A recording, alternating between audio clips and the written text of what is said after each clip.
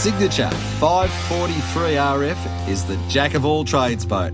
Disguised as a sporty family boat, this little runabout is also a great fishing vessel. Finish of the Signature has always been terrific. It's beautifully presented externally. I actually had a look at it in the dark and I thought some of the paintwork was actually stainless. It looks that nice. A runabout sitting in the driveway all looks better than a cabin boat. It's sort of a bit more sporty and a bit less of the old family farm. Beautiful boat. If you want something with a really good lineage, I mean, that Signature family's been making boats for a long while. The Signature's a great little all-round boat for the family. It's not the most exciting boat that we've driven today, but the fact that it's so competent and safe and well built, it's got to have some X factor for sure. The runabout design of the Signature made it a favourite amongst the judges. This particular model on the Signature is the bigger version of the 502 RF. Obviously a lot more space in this model. Instead of having a cabin, they've got an open section, which is quite unique because you can actually open the front up and get into it and fish out of the front or deal with the anchor, and it's pretty comfortable up there as well. Very high gunnels on the Signature, which is a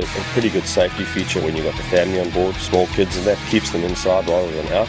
The foam-filled Signature has a ton of clever storage options, an automatic float switch on the bilge pump, excellent boarding on the back, and in typical Signature fashion, it's finished immaculately. Quality and finish are really good. They certainly know how to make boats up there, that's for sure. The gel coat looks great, the mouldings are beautifully moulded. That's what Signature is famous for all around. Yeah, it's a good looking boat. The finish on the glass, etc. is excellent. A little bit compromised in this case by a float coat deck.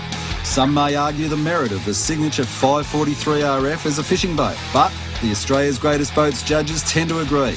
This little runabout will do the job and do it really well.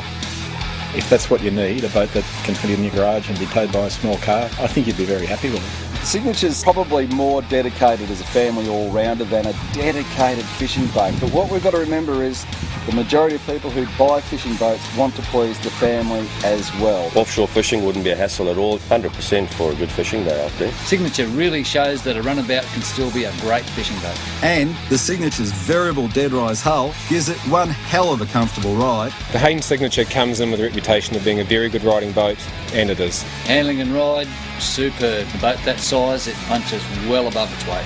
You can't really fault it. It turns well, it handles well, goes over the chop well. They've got the plank system on the hull, gets in the plane easy, and with the 115 that they've got on it, it's got some serious torque. It's very impressive. Probably the most technically advanced hull here today. It shows. Out on the water, it shows.